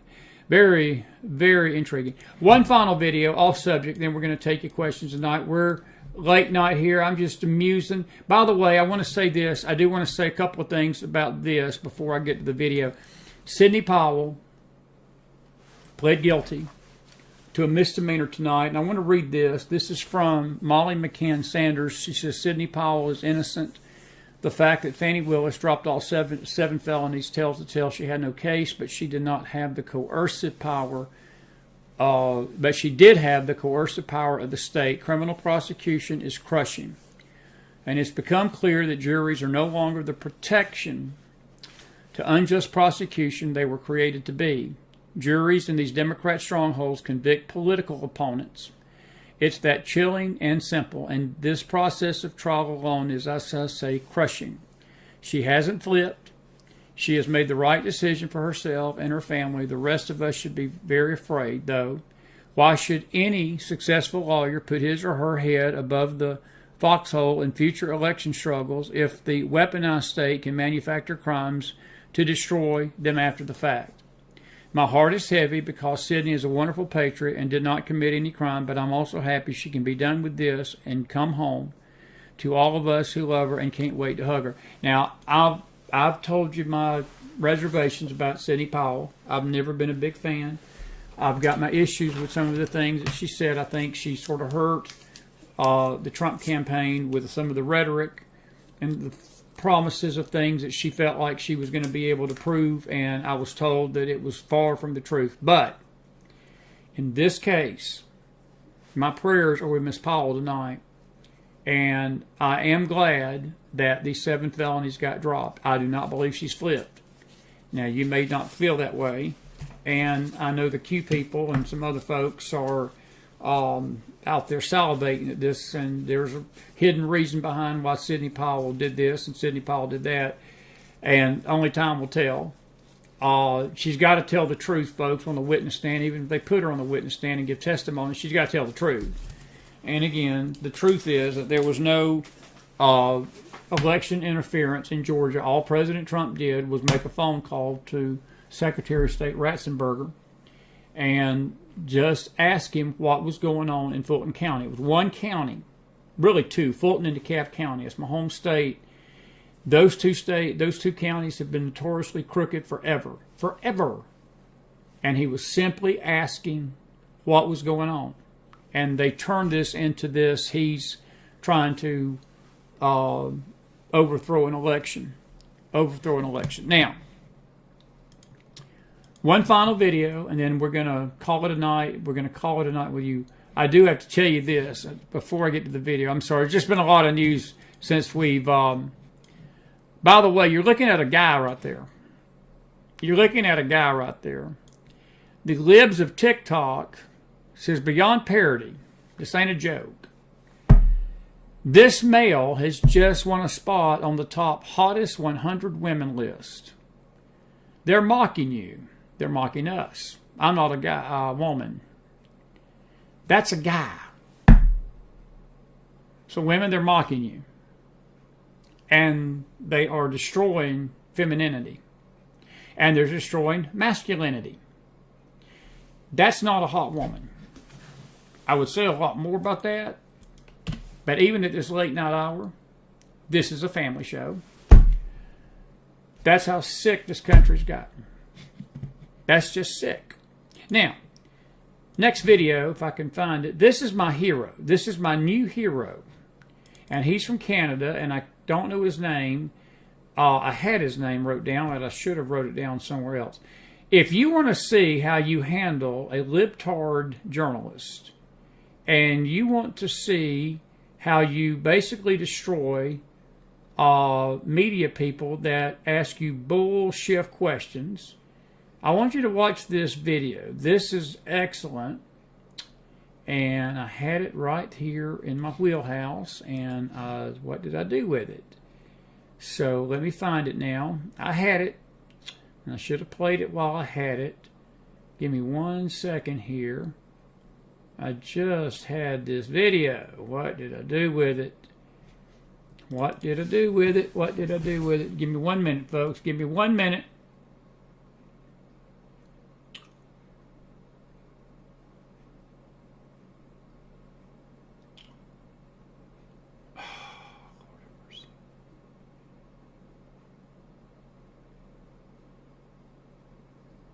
You gotta be joking me.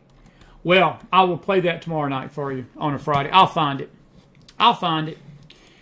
The journalist was trying to be smart with him, and he was a candidate. I think he's one of the Canadians' conservative rulers.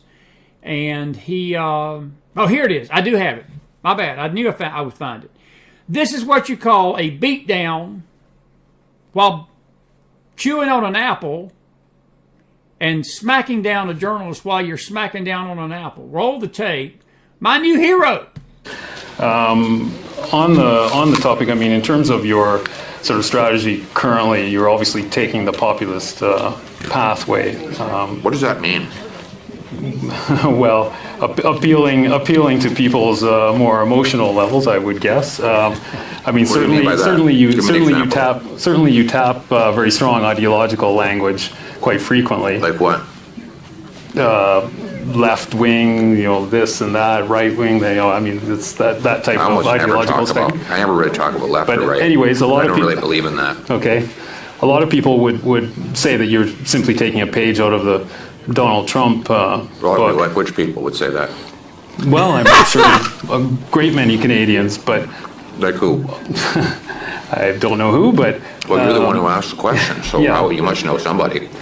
Okay, I'm sure there's some out there, but anyways, the point of this question is, I mean, why should Canadians trust you with their vote, given not just the sort of ideological inclination in terms of taking the page out of Donald Trump's book, but what are you also, talking about? What page? What page? Can you give me a page? Give me the page.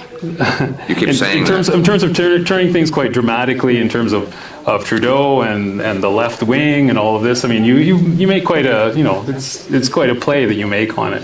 So I'm not just sure. wondering. I don't know what your question is. Okay, then forget that. Why should Canadians trust you with their vote? Common sense. Common Thank sense for a change. Come on, brother. We're going to make common sense common in this country. We don't have any common sense in the current government. The guy prints $600 billion, grows our money supply by 32% in 3 years. That's growing the money 8 times faster than the economy. No wonder we have the worst inflation in 4 decades. I'm going to cap spending, cut waste, so that we can balance the budget and bring down inflation and interest rates. You'll want to be able to pay your mortgage again? You want to be able to afford rent? Come on, brother. Then you have to vote for Pierre Poilievre, because I'm the only one Pierre Poilievre, with a common sense plan that will bring back the buying power of your paycheck. I tell you what, my friend, please come to America. Please come down here and run. Wait, our voting system is we don't even care if you're not from here anymore. You can run. The elections are so corrupt anyway. They don't care anymore. So come on and run down here. But if that don't work, when McDonald becomes president one day, you are my press secretary. That is the best beatdown of a dumb blank reporter who was, again, baiting him up and did it effortlessly. Eating an apple. And I heard Mnuchin or Larry Kudlow say the other night, an apple a day keeps the liberals away. I couldn't agree more. All righty. It is your turn. I'm going to go 15 minutes. We've just opened the chat up. I've said my piece for the night. I got a lot more to say, but this is a family show, even at this late hour.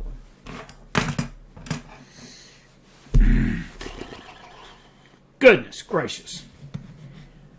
I feel like sticking my head in that toilet that Curtis A. Stroke sent. Anyway. Got a question tonight. By the way, haven't heard anything about the vote in the House with Jim Jordan. Let me remind you while I'm waiting on your questions, folks, the U.S. lied about Iraq, the U.S. lied about Syria, the U.S. lied about Libya, the U.S. lied about Kuwait, the U.S. is lying about Ukraine, the U.S. lied about Afghanistan, but you think they're telling you the truth about who bombed the hospital in Gaza. They're not. Hamas told you the truth.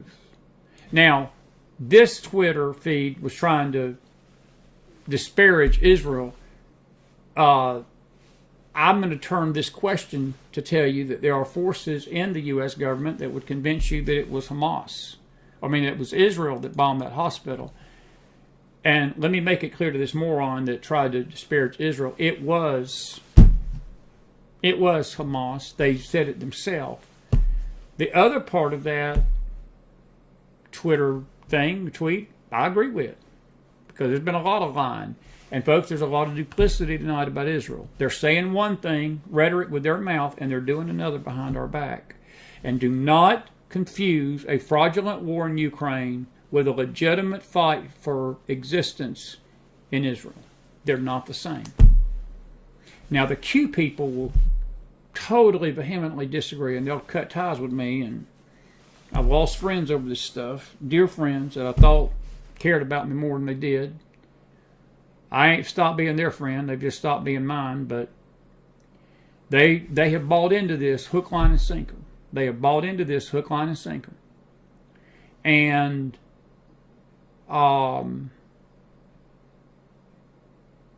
it's a fraudulent war. The issue with Israel is not fraudulent, folks. And I'll tell you why. Ukraine ain't in the Bible. There's a part of the geography that will include the Ukrainian part of the world, but Ukraine is not mentioned in the Bible by name once. Israel's mentioned several hundred times. There's a difference. There's a difference between the two conflicts. There is a difference between the two conflicts. If you've got a question, folks, no chit-chatting and idle chatter. I just need questions. If you got a question. Deborah Wood says, thank you. I can't go to sleep. I got a smile on my face.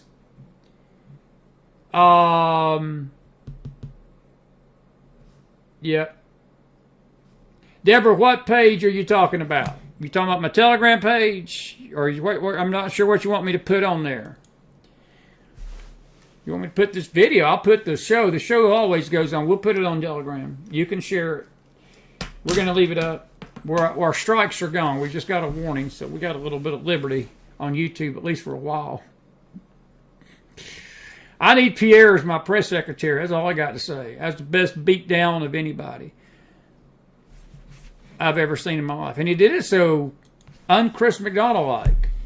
He did it so un-Chris McDonald-like. He did it very calmly. All right, who we got down here? What we got going on? Danny says Pierre is the conservative leader in Canada. He will wipe the floor with Trudeau. Danny, don't be so sure about that, even though I'm with you. I hope he does. Make common sense common.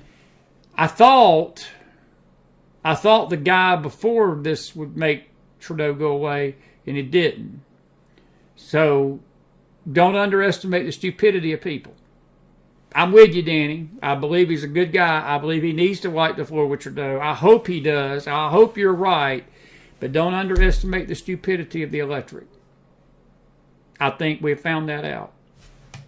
But my vote's for him. If I lived up there, I'd be voting for him. I'd be voting for him. But Pierre, if you're listening to me and it don't work out, come on down. Come on down. Do you think the press will ever cover the war in the Ukraine? I don't know. I don't know, Roger. That's a good question. But it is amazing. And somebody asked a question on Twitter about 6 months ago, and they said, they were actually a former war reporter, a war photographer. And they picked it up very quickly, and they said, in the Vietnam War, you were getting news feeds every night from the battlefield. They were showing the conflict, the battles, men being carried away on gurneys. You saw it every single night, man, because the media was trying to turn the tide of the country against Johnson and this whole war. They wanted to turn the tide. Well, is not this media trying to turn the tide that we support the Ukrainians? And folks, I'm not going to be one of these that believe that it's not actually, there's something not going on over there. There's definitely something going on over there, but it's a fraudulent war. It's an illegitimate war. It's an extortion war. Do I think Russia invaded the Ukraine? I'm sure that Russia did something. I don't trust either one of them, but I sure as hell don't trust Zelensky. I can't even put into words how I feel about him. I pray for the man's soul. I don't hate him, but I don't trust him. I don't trust Putin either. But Roger, your point's taken. No, the media ain't going to cover it. Why should they? It makes you wonder, though, because they don't cover it, is it legitimate? And I think they know it. That's just my opinion, Roger. I think the media knows it ain't legitimate. And that's why you're not seeing images come from there every night. And look, this equivalating, and see, when Biden said that tonight, it was an insult to me, to the Israelis. If I'd have been Benjamin Netanyahu, I would have been pissed off and insulted to listen to this speech tonight. And I'm going to use one bad word tonight. My brother sent me a text right before I came on the air, and he said Obama wrote that speech tonight, and both him and Biden are two douches. And I'll just leave it at that. You can sue me later. But he said he is such a douchebag. And my brother's right. That speech tonight by Biden was written by Obama. And I don't doubt that. I don't doubt that.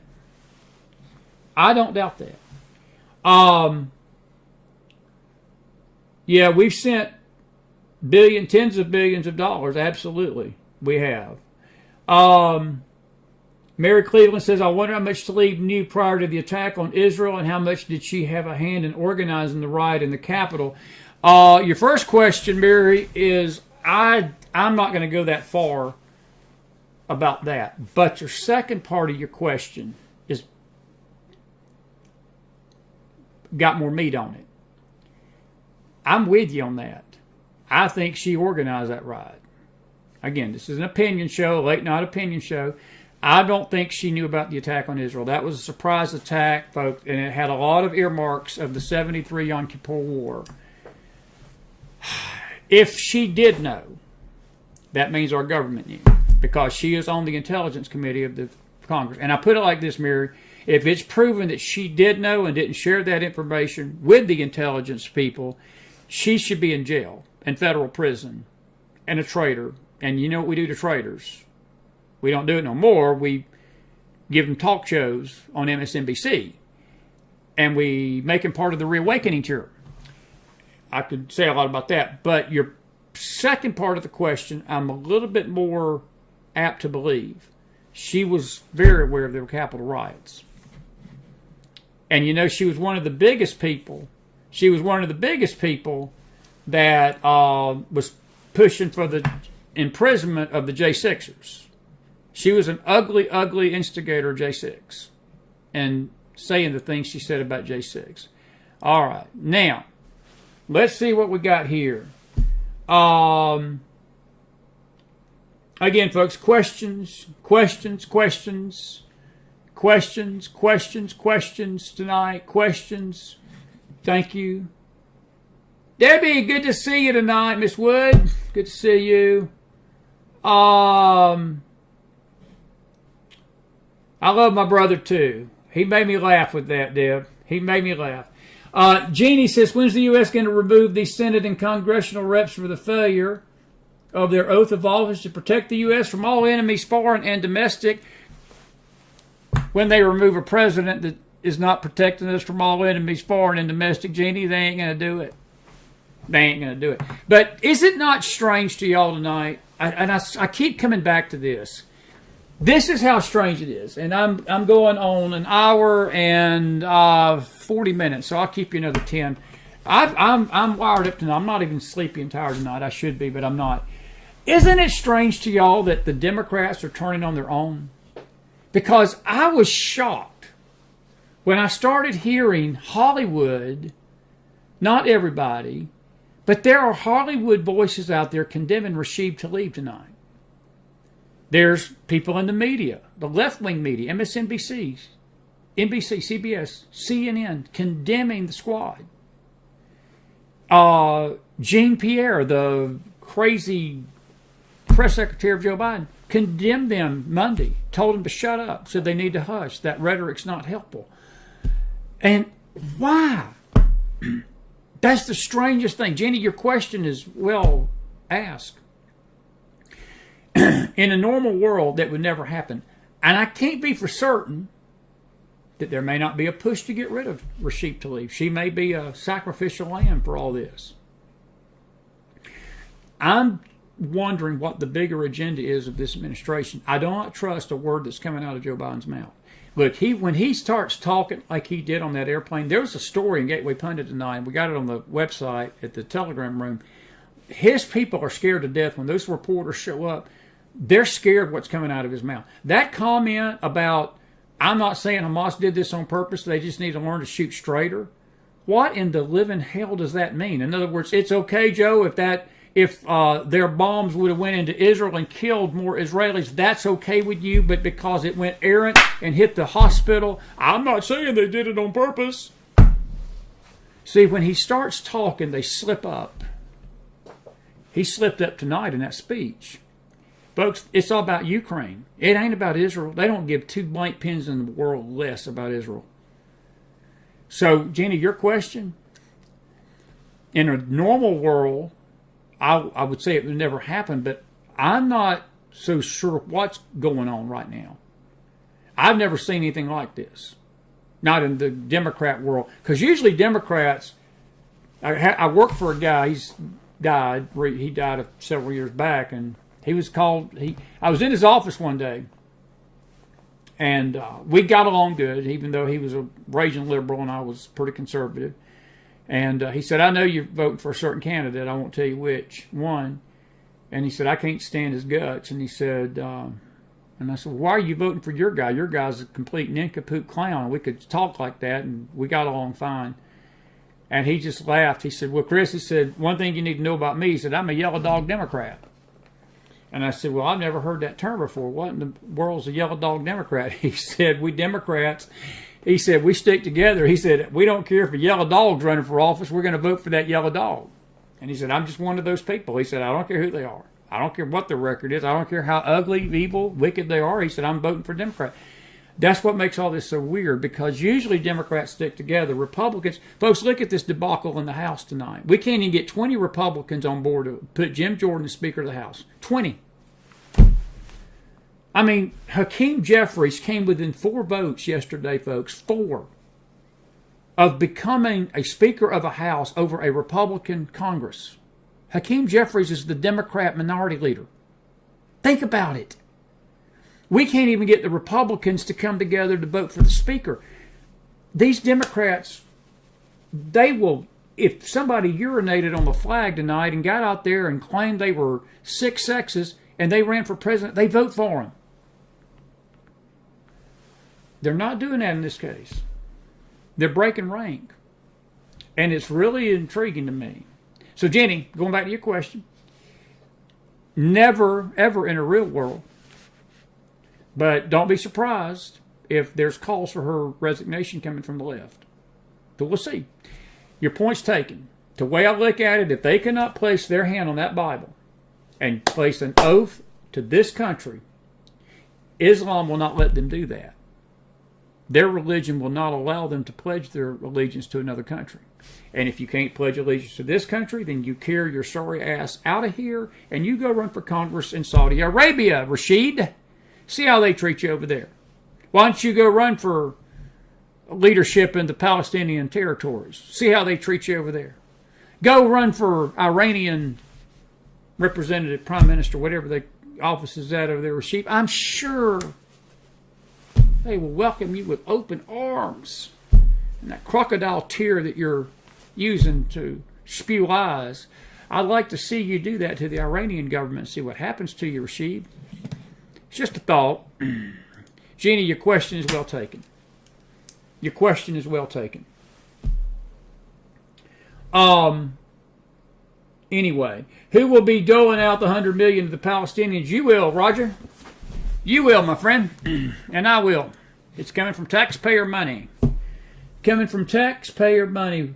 What are your thoughts? Do you think there could be war on the water? Melissa, look, I said it earlier tonight, and Julia, I saw your comment. I wasn't referring to your comment. I understand what you're saying tonight. Look, there's a lot of turmoil, folks, in the air. There's a lot of things a lot of people are convoluted about. By the way, Julia, we hope you're doing well. I got your message. Good to see you in the house tonight. I know you were fighting some physical things. We're grateful to see you tonight. But, folks, there is a lot of confusion over what's going on right now. That press conference tonight was the most crazy thing I've ever seen in my life. But the comments on the plane were crazy. His press conference in Israel were nuts. And if I'm Bibi Netanyahu, I don't trust a word coming out of Joe Biden's mouth. I just don't. I go at this on my own. I don't care what the United States is saying. It's important that Joe Biden says the things he's saying, because he is the leader of the free world. Like it or not, at least till next November, he is the one running the shots. And people look to the president of this country as the leader of the free world. That's what he's called.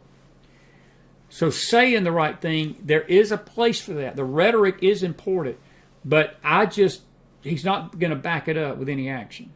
Those carriers over there, we didn't even get to the attacks on the carriers. We're going to deal with that tomorrow night. But our boys came under attack tonight in Syria.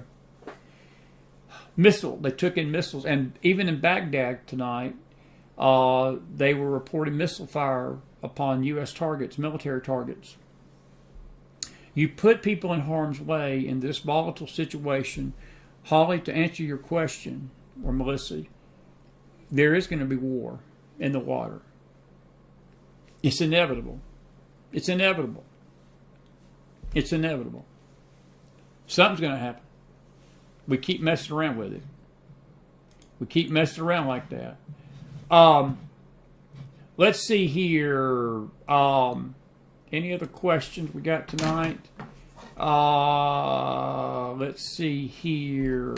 Mary says, why isn't Congress stopping Biden from sending our tax dollars? Mary, why isn't Congress stopping it? Mary, you're one of my favorite listeners from Southwest Indiana, but are you seriously asking me that question? Congress can't even elect a speaker tonight, my friend, and I'm not taking issue with your question, but I gotta laugh at that. Congress can't take a cheeseburger out of a drive-in. I'm serious. These Republicans, folks, I'm telling you, Roger, your question about perilous times is right on. All of your comments are right. Folks, we're in a crazy time, dangerous time. And in dangerous times, you need leadership. You need leadership. We got none. But it ain't just the White House that should disturb you tonight. It's Congress. And Mary, your question, they ain't going to do nothing. No, they ain't going to stop a dime. They ain't going to stop. Because the Republicans, again, if they can't even come together for a speaker, they're going to give. And you know what I heard tonight about this McHenry dude in North Carolina? The reason the establishment and these 20 rhinos are pushing for him in a stopgap measure till January, he's had a history of voting and carte blanching the Biden spending bills. So that's why the Democrats are holding firm. They're not going to vote for Jordan. He ain't going to get one Democrat vote. He just ain't going to do it. They're going to vote for Hakeem Jeffries. So they got to get the votes from those 20 Republicans. 20 Republicans are deep six in this whole thing. And I couldn't get over how close Hakeem Jeffries came 3 days ago to getting Speaker of the House, and he's a Democratic minority leader. Mary, your question is a good one, but I wish I had better news for you. They ain't going to do a blanking thing. Nothing. They ain't going to stop it. If McHenry gets back in and they put him in a temporary position till January, he's going to go right along with Biden. So he won't be stopping it. He'll be writing a check out of our bank account. Out of our bank account. Anyway, I wouldn't say it's a conspiracy, Mary. It's just our corrupt government. It's just our corrupt government. Those 20 rhinos probably will hold the line, Brett. I'm not going to disagree with that, buddy. I'm not going to disagree.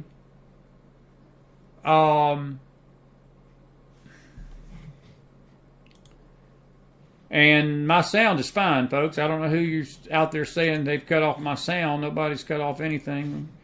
Most people can hear me. If you can hear me, put fire in that house. I've got an excellent connection. Few more minutes. Anything else? Mary, I'm with you. But I'm not going to call it a conspiracy.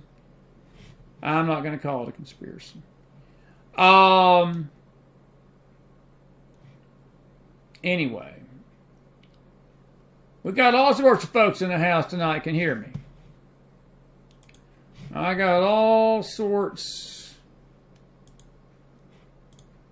of folks that can hear me. Liz Goldman, is there any accountability? No accountability, but all this money going to the Ukraine. Liz, there's never been any accountability for it. It goes back to Congress. See, I'm upset with the White House, folks. I'm upset with the executive branch, but I'm more upset with that Congress. I don't know if y'all remember this, and we got about 5-10 more minutes at max, and we're going to call it a night. I don't know if you all remember this in 2010. The Tea Party stopped single-handedly the Obama agenda. 2 years into his reign of terror. And this country, he had both the House and the Senate, and Obama, with all of his issues, was unable to pass much legislation. But it was rumored that he was going to unleash the gates of hell in this country come 2010, had he won that House, or kept the House. That Tea Party, single-handedly, with the help of God, and I do believe God was with them, they stopped the Obama agenda, at least for a season, until we got Trump in 2016. This Congress, I'm say it again. They wouldn't be able to take a cheeseburger out of a drive-thru. They would fail an IQ test that required you to spell IQ. That's a pretty decent joke. I missed my calling. I should be a comedian. There is no accountability, Liz. There's no accountability. I don't think we even know the amount of money. We're told one thing by the government. God only knows how much money has been funneled to that nation.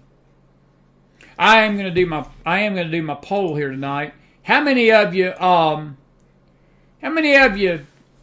believe that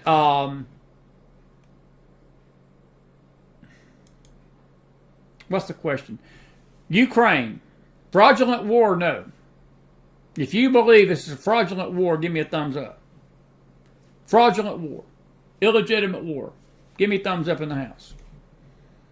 Give me thumbs up in the house.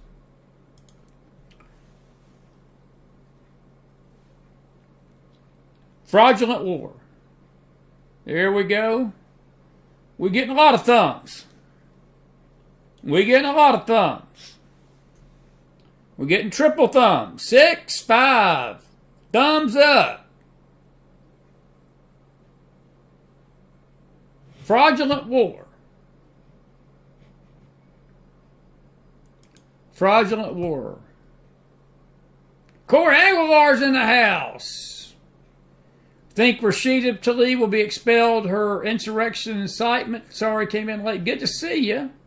That's all right, I'll answer it. Corey, I was sort of telling Jeannie, in a regular world, yes. Or in a regular world, no, I should say. Let me change this. In a regular atmosphere, no, not a prayer, because the left would be applauding her. This is what makes this so weird. They're not applauding her. And it does make you wonder their agenda. What is their agenda? And this is my take on it, folks. It's just an opinion. I'm going to wrap it up. I'll pick this up tomorrow night. I think they're using the Israeli war as a smokescreen to funnel more money to Iran, Gaza, and the Ukraine. They've got to look strong on Israel. Look, if the world sees us condoning the slaughtering of babies' heads, and look, as much as the world has gone crazy, even in the United States, people, I think, have got some brains left. Some have got brains, not everybody. But they can see the moral equivalency of cutting a baby's head off and the fog of war with Israel making mistakes and maybe not being, they're not the most perfect government. But I challenge any of you people out there that want to throw shade on Israel's government. Show me a government in the world that don't have issues tonight. Would you care to show me a government that don't? There ain't one in this world, folks. There ain't one in this universe that don't have something going on with it that's not right. They're all corrupt. All of them. Corey, your question is excellent. And in a normal world, she would never know. I would say absolutely not. But tonight, I'm not so sure. I'm not so sure because, again, they're willing to sacrifice. If you don't believe that, think about what happened to Bob Menendez, folks. Who would have thought that the Florida congressman that's been in Congress for 40 years, man, he was a Democrat patriarch almost. And they have basically cut him loose. He's going to go to prison for this fake gold thing. He's going to prison. Probably the rest of his life because he's old. In any other case, they'd have been running to his defense. The media would have been running circles to try to convince us that it was just a Republican attempt to frame him and all this stuff. They're not doing that. And they're not doing that with this. And some of the people that I would never thought would condemn her have condemned her comments, and they've condemned the squad. It just doesn't make any sense unless you put the dots together as to what they're trying to do in Ukraine and funneling more money to Gaza. Folks, that $100 million went under the radar. Media didn't report that. It took right-wing media to do it. $100 million to the Gaza Strip, folks. That's the freaking place where 5,000 freaking rockets flew and fell on Israel 2 weeks ago. And you're going to hand them a check? And it's going to the Palestinian Authority and expect them not to funnel it to Hamas, who is the governing body of Gaza? I'm just curious. How many believe that scenario that I just gave you? How many believe that scenario I just gave you? Roger agrees with me. Roger agrees with me. He says I'm correct. Anybody else believe I'm correct on that? I'm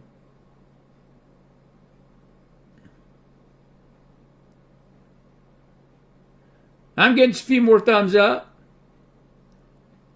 Diane, people have called those 20. It ain't going to do a bit of good. You need to call them, but it ain't going to matter. I'll agree with that.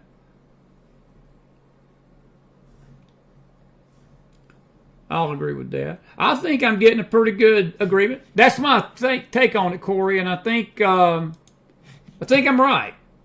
I think I'm right. I'm disgusted about it too, my friend. I'm disgusted about it too.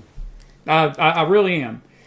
I'm not happy about it, but I just think it's a smokescreen. And the rhetoric, both in Israel and on that plane and this speech tonight, folks, was just nothing but complete 100% bullshit. And when he slipped up on that plane and said Hamas, I'm not saying Hamas did this deliberately. You know what that was? That was a signal. He was messaging his buddies in Iran to tell you, don't worry about my rhetoric. I'm going to support Israel with my mouth, but don't you worry, I've got your back. I've got your back. Because he didn't condemn Hamas on that plane. When you say something like, well, I'm not saying that Hamas did it deliberately either, they just need to learn to aim and shoot better. What in the living hell does that mean? Are you saying that their missiles should have went into Israel and not the hospital parking lot? Only Joe Biden. Only Joe Biden. And let me tell you this, folks. There are people that think that's an act. They think that, not an act, but they think that he is senile and he don't know what he's doing. I do not believe that. I don't believe that. I believe that he is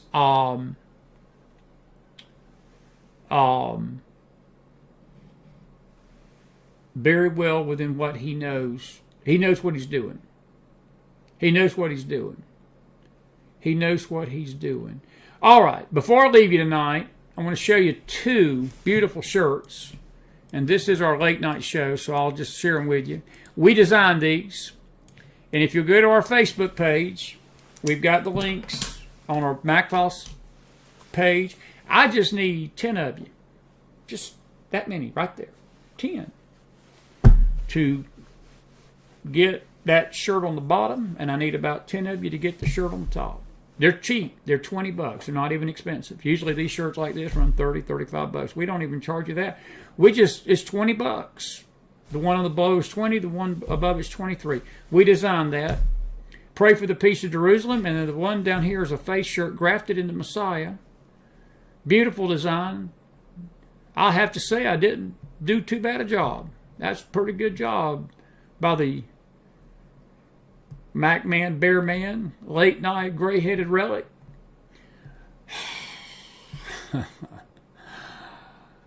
Can't make this stuff up, can you?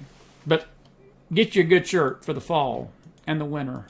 And our prayers with Jerusalem and Israel tonight. We ain't even got to the good stuff yet. We're going to get to some of it more tomorrow night. Listen, I love you. I appreciate you for staying up with me tonight. Hope this update put some things in perspective for you. My opinions are my own. That's why we call it the Mac Files. And not to be disrespectful. I said this one night, somebody got so ticked off with me, they've never watched the show since. And I really didn't mean it bad, but it's the truth. That's why we call it the Mac Files, not the U Files.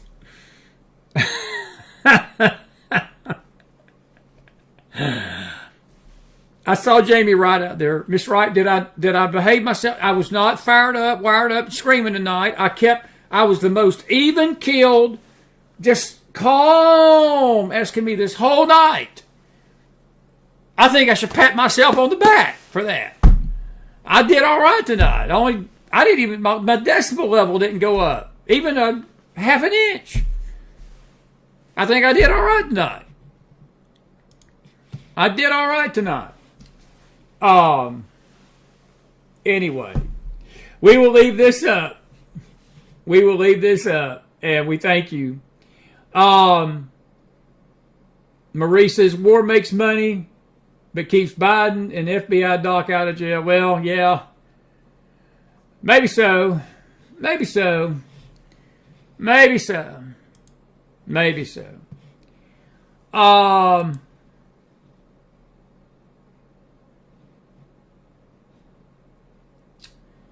Boy, it takes a lot for you to get your butt blocked and get your butt deleted on late night Mac files, but still jacking apes this late at night. Still jacking apes late at night. Some people are immune to good advice. Did you enjoy yourself tonight? I had a good time. I felt good. I feel like I could do this for 3 more hours. I feel like we could do this late night 12 to 3, midnight to 3 a.m. show. I'd probably have more people listening to me then than I do during the day. I ain't going to try tonight, but I like these little late night chit-chat sessions with you. We get real here, don't we? Listen, I'll see you in the morning on the Faith Network. For those of you that want to join us for our daily Bible study, we'll wrap it up for the week. Good stuff coming tomorrow, so be with me. But tomorrow night, same type of show tomorrow night. We may have somebody on the phone. And we got some great guests coming next week. Don't have a handle on all of them, but we know a few of them, and you'll enjoy them, as we hope you will. Listen, God bless you. God bless your family. So, folks, and all jokes aside tonight, do pray for the peace of Jerusalem and this Middle East situation, folks. It's got danger on it. The State Department is issuing a worldwide warning tonight, folks. They never do that. It's not. They're not even specifying countries. They're just telling you, if you're an American, you need to stay out of foreign countries, and you need to be alert and vigilant. It don't matter where you're at in this world tonight. And that's pretty sound advice coming from even this State Department. Be safe out there, wherever you're at. Know I love you. We're fighting for you here. That's why we do this. It's a labor of love, and we appreciate you all much. We really do. Thank you for the good questions, comments, and thank you for being with me tonight. And I'm going to give you a chance to say your piece for about 2 more minutes, and then I'm going to say goodnight finally with the song. Here we go. Take care of yourself. Good night. We ain't got to the good stuff yet. We ain't got to the good stuff yet. Rock on, smoke up, Johnny.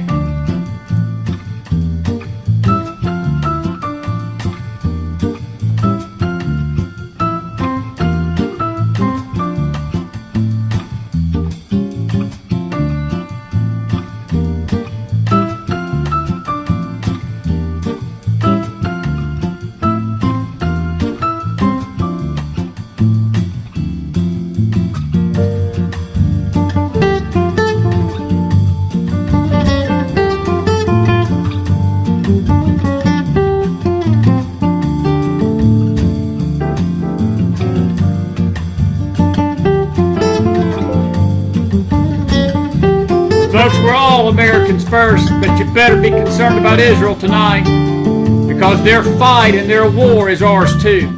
Don't forget that. Don't forget that. Bless you.